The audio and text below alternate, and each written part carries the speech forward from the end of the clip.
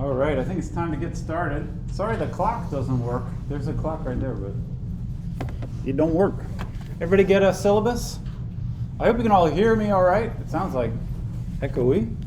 And I hope you can see all right. I'm going to write on the screen here rather than the whiteboard, so I hope that that's all right with everybody. Welcome. I guess it's time to get started. This is Math 1015, Mathematics and Exploration. This is going to be an exploration. It's going to be great. I thought we should start by just going over the syllabus. So my name is Chris Stecker. That's how you say it. E-R. C-K-E-R. Right? Yeah, let's just go over the syllabus a little bit. We don't need to talk about this forever, but we'll talk about it a little bit. You can see I'm teaching two sections of this class. You guys are all section 2. So everywhere you see different dates or whatever, you are section 2. You can see my name and my email address. The email is really the best way to get in touch with me if you need something, you got questions or whatever. Send me an email. My office phone number is there. Nobody ever calls my office phone. And you can decide for yourself if you want to change that or not. I don't care. My office is in Banno 16. Actually, this is I've never taught in this building before. I've never even been in this building until like last week. I came over just to check out the room. I hope it's not too inconvenient for you all. And I hope the room is okay. It's just kind of a strange room, but it seems all right. We'll see how it goes. My office hours, you can see the times listed right there. This includes the half hour before class and the half hour after class every time we meet. Although the before class half hour, I'm not so sure because it takes me like 10 minutes to get here anyway, so that I'm not sure I can do that exactly as written. But those are times when I am going to be available to talk about any questions that you may have. If those times don't work for you for some reason and you want to get together some other time, that's totally fine. Just let me know and we can set something else up. All right. And all the office hours are going to be by Zoom. This is because I still feel badly. Last semester I gave COVID to one of my students who was while we were talking in my office, and I still feel badly about that. I don't think she didn't really get sick, but I'm not into that. I don't want to do that anymore. So let's just do everything, all the office hours on Zoom. And that's the link you can see right there. All right. You can see the final exam. We are section 2, so it's going to be Friday, May 6th at 11:30 a.m. Put that in your calendar. And the class website, there is a link, and that's where you can shoot that thing with your phone. That will bring you to the class website. You will want to go there every so often, at least once a week. This is where you're going to see the homework assignments I'm going to post every week. So you might want to save that in your favorites or whatever. That's where you got to go for the homework and other things too. All right. Let's look at the course description. This I didn't write these words. This is the official description of the course in the official university class book. It says this course introduces various ideas in mathematics at an elementary level. It's meant for the student who would like to fulfill a core mathematics requirement, but who does not need to take mathematics for her or his major. Topics will vary depending on the instructor, but in general will include topics of both historical and current interest. That's certainly true of our class. The idea behind this class is this is meant to be a class about interesting mathematics. And the topics are meant to be totally up to me or whoever is teaching this. So if you have a friend who took this class some other semester, what I'm going to do is likely very different from what other people have done in this class in the past. It's entirely up to the professor which topics they want to cover in this class. I'm going to say more later about sort of my vision for this class, but this probably, I don't know if this describes you, but I think most people who take this class are just taking it to fulfill their math core requirement, right? You got to take one math course or maybe two, depending on what other choices you make. And This is one of them, right? In fact, this, I don't know if this is true for all of you, but this very well may be the last math course you ever take, like in your whole life. Some of you are nodding and feeling good about that distinction.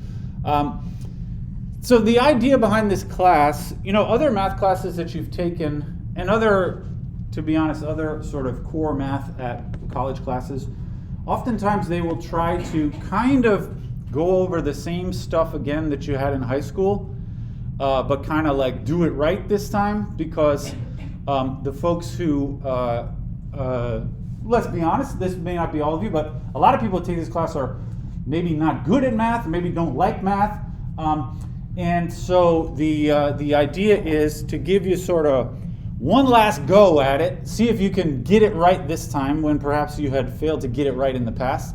That actually is not my approach to this class. What we're going to talk about in this class probably is stuff that you never talked about in high school or any other math class that you've had. My goal here is not to make you try to get it right one last time, but my goal is for you, if this is really going to be the last math class that you ever take, let's talk about something that's actually interesting and perhaps that you might remember, not because you're going to use it in your real life every day, but just because it was kind of interesting. That's my goal, all right? So what we talk about in this class is not going to be stuff that you will use in your everyday life. In fact, let's be honest here, the amount of mathematics that people use in their everyday life is pretty minimal. I'm a mathematician. I do math all the time. I love math. I teach a lot of calculus, right? A lot of people learn calculus. I have never in my real life used calculus. And I almost never use any kind of fancy math beyond I suppose adding and sometimes multiplying things, right? But that's fairly rare that I even do that, right? So anyway, this class is not about teaching you things you're going to use in your real life. So when we talk about new topics or whatever, I hope that you will not find yourself asking the question, when am I ever going to use this in my real life? That's not the point of this class, all right? You can ask that question if you want to. My answer will be, you're not going to use this in your real life. I mean, it's like you wouldn't answer that question in an art history class. When am I going to use this in my real life? Well, hopefully you have some other reason for learning things other than to balance your checkbook or something. Instead, what I want you to think about is, why is this interesting, right? If you're ever looking at the topics that we're talking about and you feel like this is just stupid and this is not interesting at all, I would encourage you to ask me, why should I be interested in this? That is something that I think that's a good question, and that's something that I will try to answer. I don't know if I'll convince you to be interested, but at least the things that we're talking about in this class are things that are interesting to me, all right? And I hope that they will be interesting to you. And if you ever need some help getting interested, I will be enthusiastic about trying to convince you that these things are interesting. Hopefully you won't need a lot of convincing. All right. Anyway, what are we going to talk about? You see the topics there. I put a rough calendar here. There's basically two big topics. They are voting and graph theory. You'll see another thing on there called gerrymandering, which is sort of a subtopic of the voting unit. All right. Voting and graph theory. Everybody knows what voting is. Graph theory is a type of mathematics which probably you have not seen before in high school. This, I think, is something that you all have seen before, is like the graph of a function. That's not what graph theory means. So graph theory is something completely different from that. We will not talk about the graph of a function. We will talk about graph theory, which is something else. I don't think I need to tell you right now what it is. It's not a secret. We just don't need to get into it. All right, anyway, this is the rough calendar here. We're going to start with voting and gerrymandering. You can see our 3 exams there. Exam 1 is going to be February 25th. That's a Friday during class time. Exam 2 is April 1st. The April Fools, there'll be all kinds of zany hijinks on the exam. Probably not. Pranks. All right, and then the final exam. So you guys are section 2, so the final exam is May 6th at 11:30 a.m. All right, that's the basic approach. I hope that sounds like a good idea to you all. I hope that you were not looking for a class about balancing your checkbook. I'm not sure we teach such a class because you learned that when you were a kid. All right. Actually, I don't need to get into the whole story. There was one time in my real life that I used the Pythagorean theorem, and I was very impressed with myself for knowing how to use the Pythagorean theorem in my real life. It happened once when I was trying to install insulation above the stairs. I will demonstrate. Maybe I will tell you a little bit. It's because I had to put insulation above, like here's the stairs, right? See this? Those are the stairs. And I wanted to put that like rolled out pink insulation stuff, the fluffy stuff up here on this slanted part. So I got up there and I was like crawling around above the ceiling, but you can't, the boards on the ceiling are not strong. You can't stand on it. So I couldn't actually crawl around here. I was more like up here, but I had to know what that distance was, and I wasn't able to measure the diagonal distance. Want to know what I did? I measured this distance and also this distance, and then I used the Pythagorean theorem to find that distance. Are you impressed? Yeah. This was the only time that I used. This was like the most sophisticated math I ever used in my real life, and that's not even calculus. I mean, you learn how to do that in middle school, maybe. I don't know. It's fairly elementary compared to like late high school, college level math. Okay, anyway, let's go, so that, I hope you have like a flavor of what this class is kind of going to be about, maybe. Let's just go through the rest of the stuff on the syllabus. You can see on the bottom there is about the exams. Like I said, we're going to have 2 exams during the semester that are just during our normal class time. And then there's also the final exam. Each of the exams, including the final exam, is only going to cover the topics that came right before it. So none of the exams will be cumulative. That's because the topics we're doing are completely different from each other. So we're going to do voting first. The graph theory stuff has nothing to do with voting. So I don't think there's any sense in trying to like summarize it all in a big test at the end. We'll just have a test about voting and another test about graph theory, that kind of thing. All right. You can see up at the top on the next page, I'm just going to average the 3 exams together. Because of this, the fact that each one is just about its own material, the final exam is not going to be worth more points than the other 2 exams. They're all just 3 different exams. And it says students will not use calculators or other electronic gadgetry during the exams. I hope that doesn't worry you. This class really, we are almost never going to want to be like calculating things on a calculator. So this is not a big deal. Take my word for it. All right, next is the homework. The homework's going to be due every week.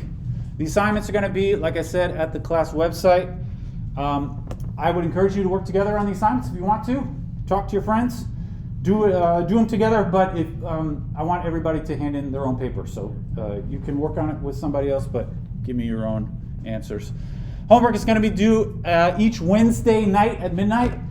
And the assignments cover the material from the previous week. So we go over stuff, Tuesday through Friday, and then the homework assignment will be on the following Wednesday. So you'll have the weekend plus a few days to digest the material and do the homework. All right. And it says all assignments will be handed in electronically at Gradescope. This is an electronic homework submission website, which you should have got an email from them this morning when I signed you up for the thing. It's totally free. You should never pay for it or anything. We're going to do a little thing a little bit later where we just make sure everybody's cool with using Gradescope.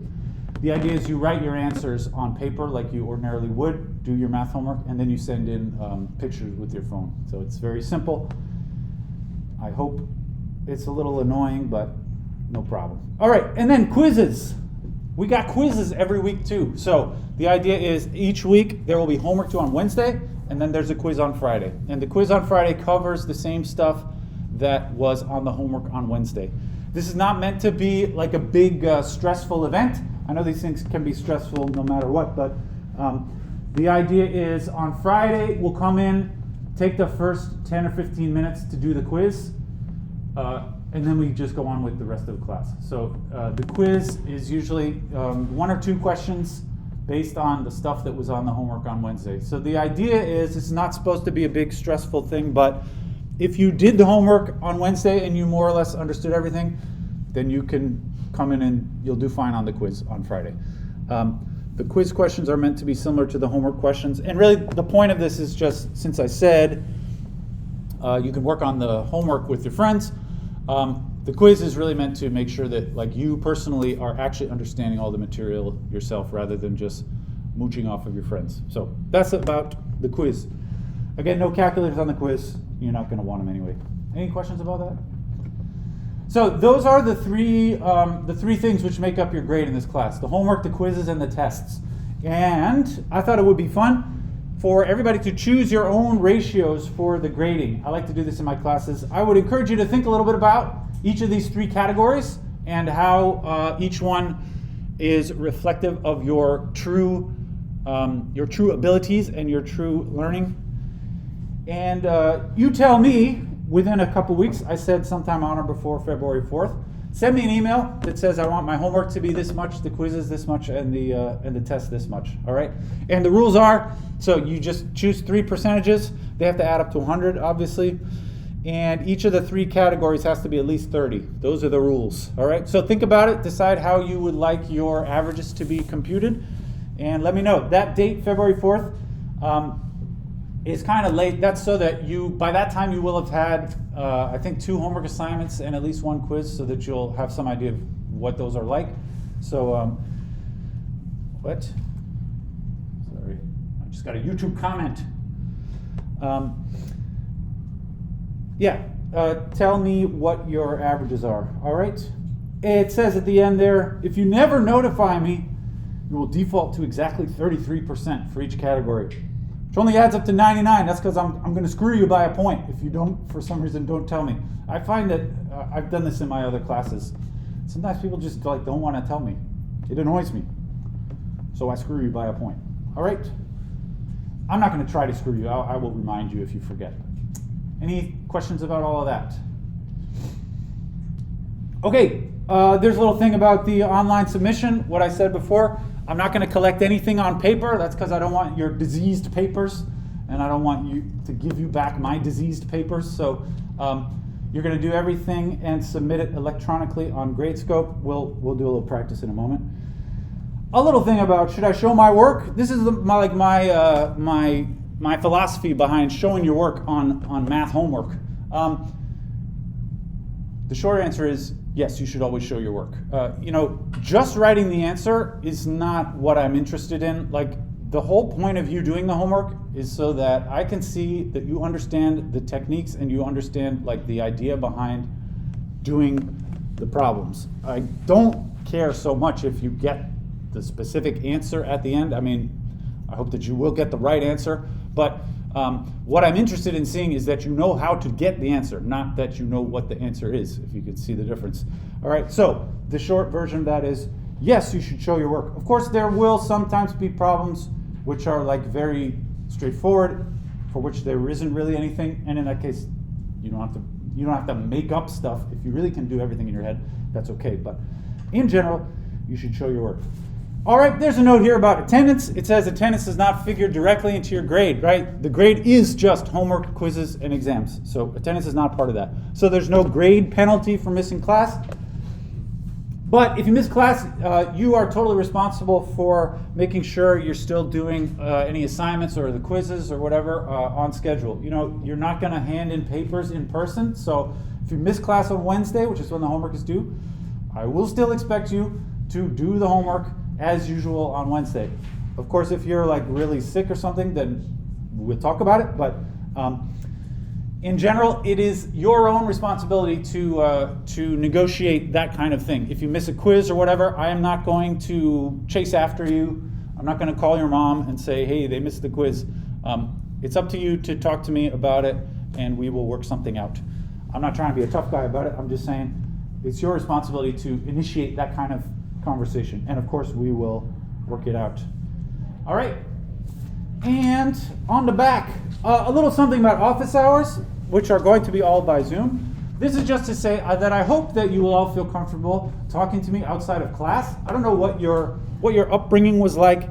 I know when I was a high school student, just like the culture of my high school was such that I never, ever wanted to talk to my teachers outside of the classroom, because that was somehow, that was a sign that something was like seriously wrong with my whole situation. And I hope that you don't feel that way. So I expect, certainly you don't have to talk to me if you don't want to, but I expect that people who are really clueless should definitely talk to me. But even if you have just a little question here and there, like I expect that this material, you're not going to fully understand everything at all times. And so I hope that you would feel free to ask me questions in my office hours on Zoom.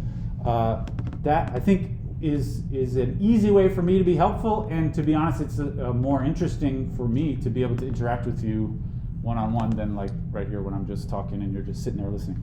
So please feel free to do that. And then the very last thing is a little note about the counseling services. Did you know you can get free counseling? I'm going to close this. Free counseling. It's amazing. There were two girls down there. They looked at me when I closed the door. I'm not mad at you. Free counseling. Can you believe it? Check it out. It's if you're into that, it's free. What more can I say? I think that's all I want to say about the syllabus. Anybody got any questions about that? All right. Another thing that you will find at the class website, which you may want to check out from time to time. I'm doing everything on the screen here. One reason for that is so that I can record what I'm doing. Sorry, my iPad keeps on timing out. I don't know what to do about that. What I'm going to do is, all along, I have been recording video and like audio of what I'm saying, mostly audio, I guess. And after class, every day, I'm going to post the video on YouTube, so you can go back and watch, again, if you want to. You'll just see this in the video, and you'll hear me talking. And what I'm doing on the screen here, I'm writing into a notability document, which I will, at the end of class, export and upload to the class website as a PDF. So if you miss class, or even if you don't miss class, you can, whenever you want, go to the class website. You can see a video of every day's class, and also you can download my handwritten notes. Now, I hope that you also write your own notes, and I hope that you will pay attention to what I'm saying when I'm saying it. But if you miss something, or if you, for whatever reason, you want to go back and watch it again, please like and subscribe.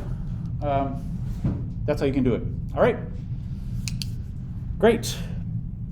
I think that may be all I want to say about the syllabus and all that. Anybody have any questions about the business? No. Great. I think we can get down to it then. I'm still trying to arrange my papers up here.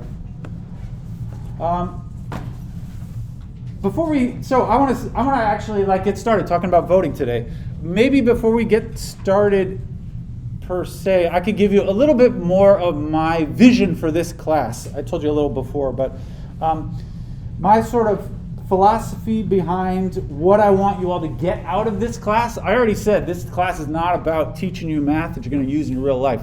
So what is even the point of it at all then? Well, here's my idea. I'm kind of inspired. My inspiration is an old movie that I saw once. This was a movie that I watched sort of like out the corner of my eye because this was like when I was in high school. My sister was watching this movie on the TV, so I was like hearing it, even though I wasn't into it. It's an old film called She's All That. Anybody familiar with this movie? There was recently a remake of it called He's All That, which I'm not really familiar with. But anyway, the movie, this is like a stupid high school romantic comedy movie, and the premise of She's All That is there's this sort of like hot jock guy who like everybody loves. He's a super popular guy at school, and as a joke, his bro friends convince him as a joke to ask out this nerdy girl who nobody likes. All right, this is the setup at the beginning, and so as a joke, the jock guy asks this nerdy girl who you can tell she's nerdy because she wears glasses and she always has her hair in a ponytail. That's what makes girls nerdy in this universe. And so as a joke, the guy asks her out, and then she, of course, says yes because he's like the coolest guy around. And so to prepare, they're going to go out on a date or something. And to prepare for the date, the nerdy girl gets together with her cool aunt, and the aunt like gives her this like makeover and makes her all sexy by telling her to take her glasses off and like take the ponytail out of her hair. And then suddenly she's like this beautiful hottie. And she goes out with the guy, and the guy's like, "Whoa, you're a hottie now." And the guy really likes her because she stopped wearing her glasses, and like they become actually like he becomes actually interested in her, even though it was just a joke at first. This is the basic setup of the movie. And then near the end of the movie, like 15 minutes from the end, the girl finds out that it was all just a prank, that it was a joke, and she's really mad at the guy, and the guy's like, no, I really like you, and she's like, no, you never liked me, and then they get mad at each other. And then the guy has to come back to her and convince her. He's like, no, like, yeah, it was a joke at first, but really, like, since I got to know you, I found out that, like, you really are beautiful deep down inside, and, like, even if you want to wear your glasses sometimes, that's okay, because I can still see how hot and beautiful you are. And he eventually convinces her that he really does like her. And then at the end, it's like she's in this like halfway state where like maybe she still wears the glasses sometimes, but she's still kind of hot too. And they live happily ever after. And he's like, no, you can still wear your glasses because I see how beautiful you really are, or something like that. All right. You get the idea? Anyway, this is my vision for this class, okay? I don't know how your general opinion of mathematics in your life so far, but this may be the last math class you take. My goal is to kind of like take the glasses off of the mathematics and maybe sexy it up a little bit so that you can appreciate how interesting and beautiful it is, all right? But this is not a joke. I'm not going to sexy it up in a dishonest way, right? My hope is that by the time we get to the end of the class, you'll be able to appreciate why I think these things are interesting. I don't expect to turn you all into, lifelong mathematicians, but my goal is that by the end of the class, you would be able to look at mathematical ideas and say, you know what? Like, I see the glasses and the ponytail, but I can appreciate how beautiful they are deep down inside, even so, right? That's my goal. I know this may be a hard sell. I don't know, how interested you are in exploring this kind of. It's sort of like a cross-cultural experience, right? I have a certain point of view that I would like to impress upon you. You don't have to agree with me, of course. You don't have to like the same things that I like, but I hope that you can at least see what's interesting and see what's valuable in mathematics, and not see math. A lot of people see math as just like an obstacle that they have to get through in life, which I get it, but there actually is something sort of beautiful and sexy about it. I don't know about sexy, but I do appreciate the beauty of mathematics. All right, this is the idea. Any thoughts about that? No, probably not. I'll try my best to live up to my lofty goals. All right? Great. I think it's time then to start talking about voting. I would like to...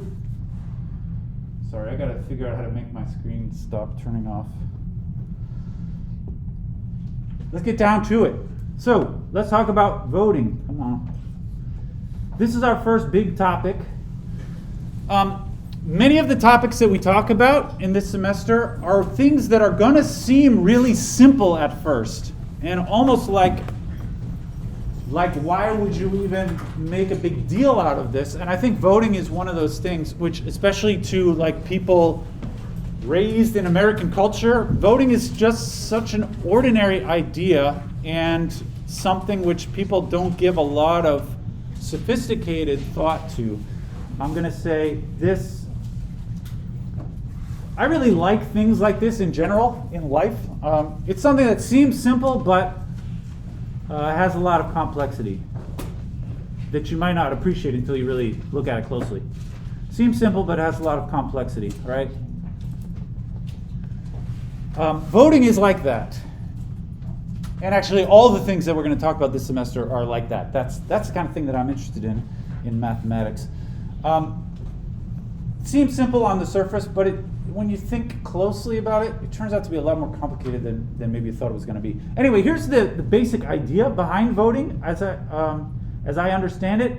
This is sort of an oversimplification, but what you do, the scenario which leads to voting is something like a group needs to make a decision together. That's what voting is about. A group of people needs to make a decision together, right?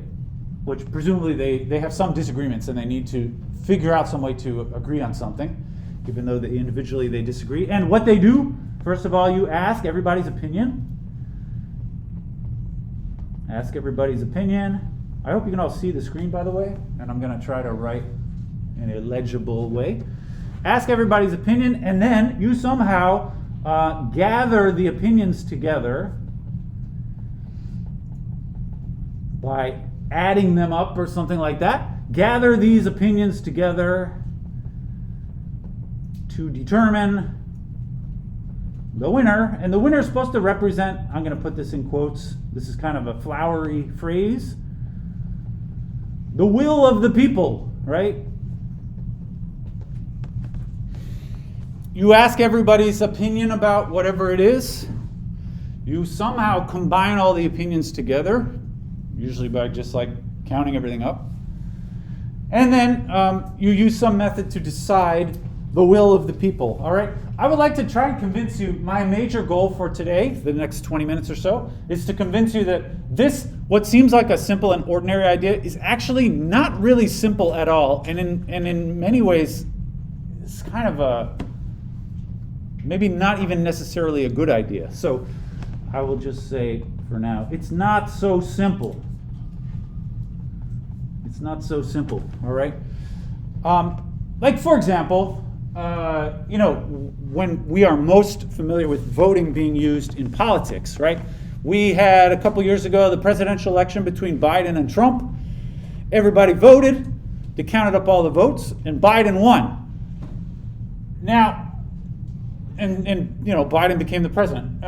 Does that really mean that it was the will of the people that Biden become the president? I would say kind of, but really it's more like about half of the people wanted Biden to be president, maybe a little more than half, and a little less than half wanted Trump to be president. Biden became the president because that's the rules of the voting. But I think it is kind of a fantasy for us to somehow believe that there's any real sense in which the American people as a whole, in general, wanted Biden to be the president. That's not actually true. It's just like we have the rules about how the election works, and somebody has to win and somebody has to lose. Hey, come on in. Hi, sorry, we didn't know it was like two different. It's two different? Oh, it's a different time on Wednesdays. Yeah. That's true. Come on in. Did I see you down there before? Yeah, we were Sorry. waiting. I should have yelled at you to come in. Here's the syllabus. Thank you. All right. Anyway, the idea of voting is a little more subtle or more strange. We tend to think of it as being a very ordinary and natural and obvious thing. It's not so natural and obvious. That's what I would like to impress on you. Specifically this. Does this really exist? And if it does exist, are you going to get there by voting? I think the simple answer to this question is no, it doesn't really exist. Voting is not used to determine what everybody altogether wants. The whole point of voting is that everybody altogether disagrees about what they want, and you have to make a decision anyway. It doesn't really represent the will of the people in the way that we like to think about it. Maybe I'll say at this point, we are going to talk about voting, and occasionally I will mention real elections, like I just mentioned the Trump and the Biden. It is not my intention to talk about politics or tell you about who I think should win this or that. I have political opinions of my own, but I don't think it's not appropriate for me to be sticking those into our class here. If you really want to know how I feel about politics, you can ask me and I'll tell you. But that's not what I'm about as far as our discussion of voting here. Anyway, I thought we'd start with a fun little example, and this is also going to give us some practice for using the grade scope. What I would like to do, we got 15 minutes remaining. I would like you to vote on the best movie ever. You don't have to take this too seriously. What I would like you to do is, just on your own piece of paper, write down your top 3 best movies ever. And I would like you to submit your top 3 best movies ever to Gradescope as our first homework assignment. This is not going to be graded. Don't try to think too hard about this. The way you should use Gradescope is with your phone. You log into Gradescope. Unfortunately, it doesn't have an app. It's just a website that you have to go to. You should have gotten an email earlier today about how to log into Gradescope. Do it on your phone. You log in. You hit the assignment. And then you take pictures with your phone to send them in. All right. So I would like you to, do this for a few minutes. The point of this exercise is to make sure you all know how to use Gradescope. So I'm going to walk around and make sure that it's working out for everybody. If you have questions, please let me know. You can do this on your computer, but it's much easier if you just do everything through your phone, because you've got to take a picture and send it into the website. Yes? Yeah, so I was just wondering, for the top 3 best movies, does that have to be in chronological order, or do we just say, like, there are 3 things? In no particular order, just the top 3. And don't try to impress me with how much of a hipster you are. Give me movies that, like, I've probably heard of, just because I'm going to try to somehow combine all the answers together in the class. If you're voting for movies that nobody else has ever heard of, you're not going to win. Really, I don't care what you say. Okay? Yeah, it's from the email. Yeah, great. Yeah, find that email that you got this morning from Gradescope, and that's how you should start.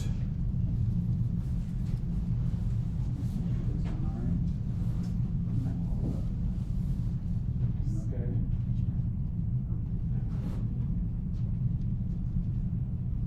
Please let me know if you didn't get such an email.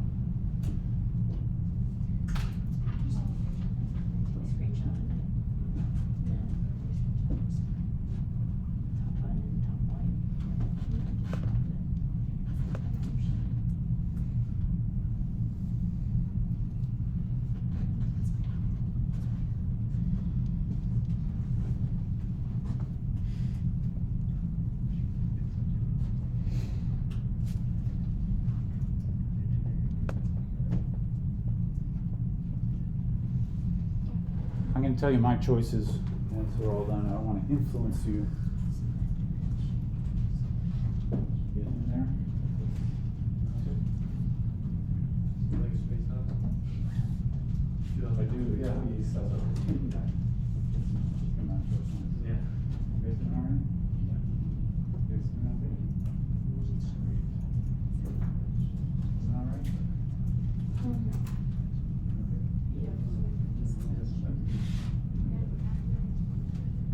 all right? All right. Oh, that one. You guys doing okay? Doing all right? No, I've got questions. This is the first you did. You guys doing okay? I'll give you a few more minutes. Looks like people are doing all right. Let me know if you got questions.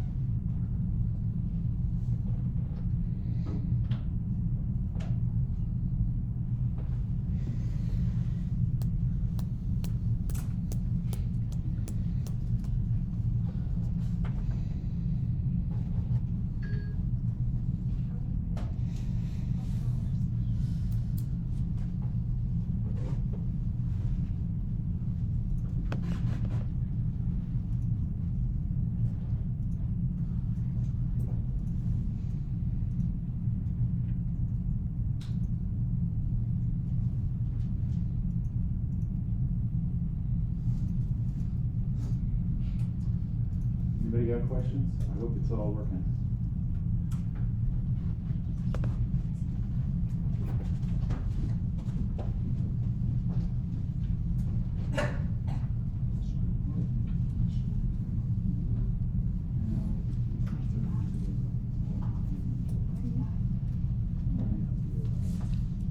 saw that.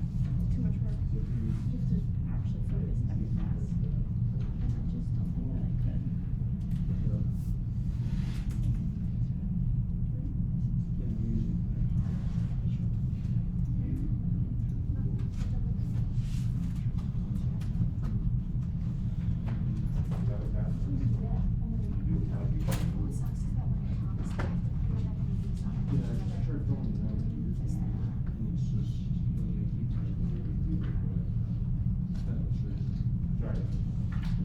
All right, let's keep on talking.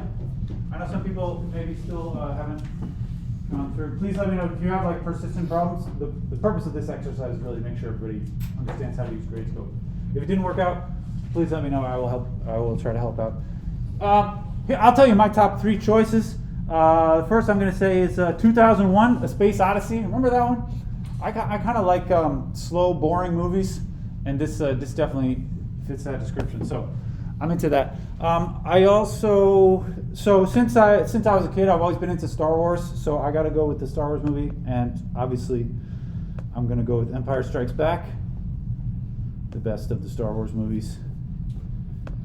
And then the last one, I'm sure, like you, this is not terribly serious. I didn't think too hard about this, but and I know this is a recent one, but I gotta say, Dune, the new Dune movie.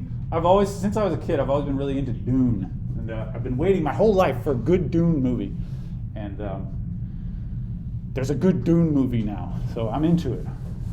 Timmy. All right. Those are my 3 choices. I don't know if anybody agreed with me on any of those. This is an example actually where I hope that you all feel like this is, as far as voting, this is somewhat a silly exercise. I would say this scenario that I've constructed here is actually not really a great scenario for voting. I mean, first of all, you all likely wrote different things because I gave you like no guidance at all about what you're gonna write.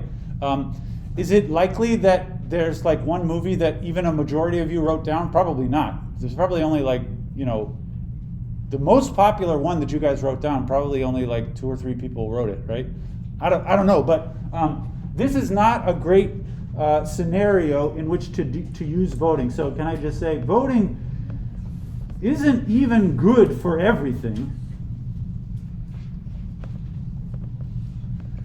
For all situations, right? It's important when you vote to have a ballot, like a short ballot. That's really the issue, one of the principal issues with this silly scenario that I invented. There was no ballot, which means all of your answers are likely to be wildly different. And so, I'm going to try to like look at them and count them up, but there's not going to be any kind of like consensus when I count them up, because there's no reason to expect that you all gave any similar answers to each other, all right? Voting is not terribly good for this situation, and certainly there's no the answer. I said we're voting on the best movie ever.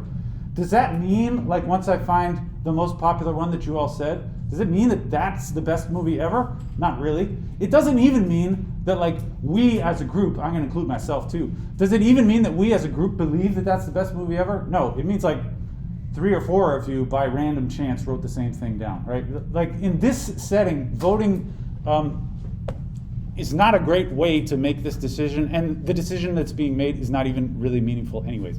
I'm just trying to give you the impression that voting is maybe not so simple as it seems. It's not obvious how you should use voting in the real world, and it's not obvious how you should interpret the answers. What does the answer even mean? This is why, there's a famous quote from Winston Churchill. He said, "Democracy is the worst form of government ever, except for all the other ones that have been tried." That's like a joke or something. It's meant to sound cute, but I think the idea is that even people who love democracy, like I don't mean to be like a democracy skeptic. I'm not a democracy skeptic, but it is still important to recognize that there are serious philosophical limitations of voting. Voting is not like the greatest thing ever. Maybe it's great, maybe it is the greatest thing, but only because all the other things are spectacularly worse, right? It's not because voting is really awesome. It's sort of the best we got. That's my opinion, at least. Anyway, I would like to, in our remaining 5 minutes, talk about a specific example. I got a handout here, and this, we're going to talk more about this next time, so please keep this paper and bring it next time. I'm going to put this on the class website too if you want more, but please bring this back so we can talk about it. What you will see here is a made-up example of an election in which it's not a real election, but this is representing an election in which there were 37 voters trying to decide between 4 alternatives.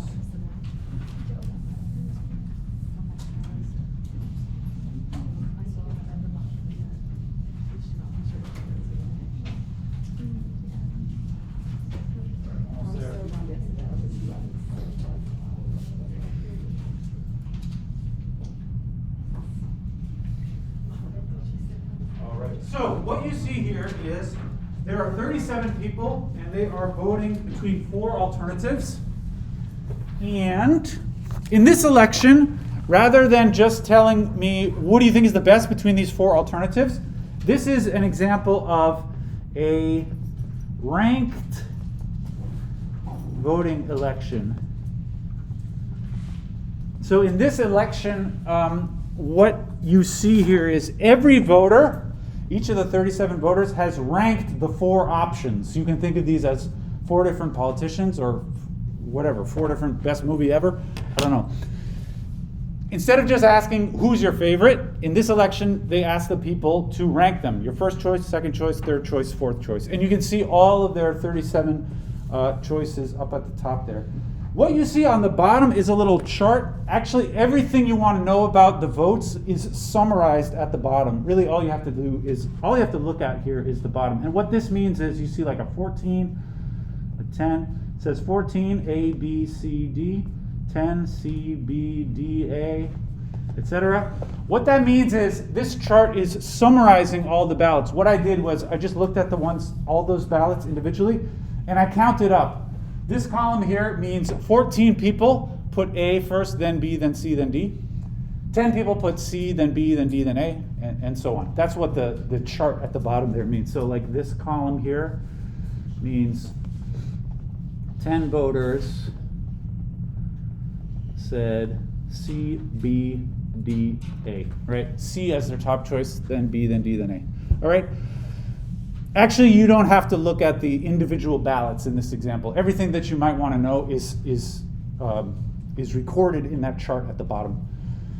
So we got 2 more minutes. What do you say, just looking at the chart at the bottom, which tells you everything you want to know, who do you think should win this election between the 4 alternatives, A, B, C, or D? Anybody have an opinion? A? Somebody said A. Why is that? Because there is more people that like A. Yeah, right. If you look at the first column there, it says 14 people put A in the top position. How many people put B in the top? Only 4. Only 8 people put D in the top position. And actually 11 people ranked C in the top position. That would be all 10 from this column, plus the 1 at the end. They also put C at the top. Anyway, A got the most first place votes, right? The most first place votes.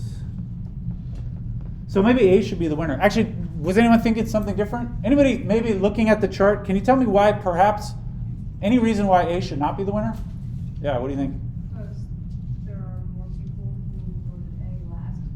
Yeah, like actually, except for the 14 in the first column, everybody else put A last.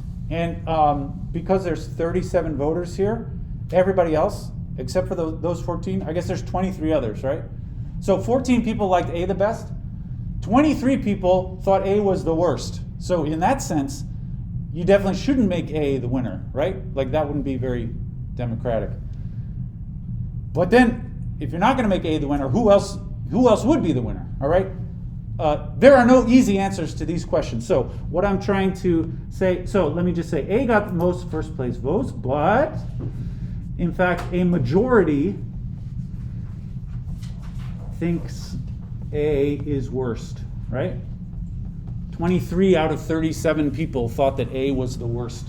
So what are you going to do? How are you going to make the choice? How to decide the winner? Well, the answer is there is no single obvious way in which to decide the winner. There are many different methods by which you could try to compute the winner in this scenario. And I think our time's up, so that's what we're going to talk about next time. Bring this paper back next time. See you tomorrow. We do, as some of you know, we do have class at a different time on Wednesday. So tomorrow it's going to be 1 to 2. Sorry for the confusion.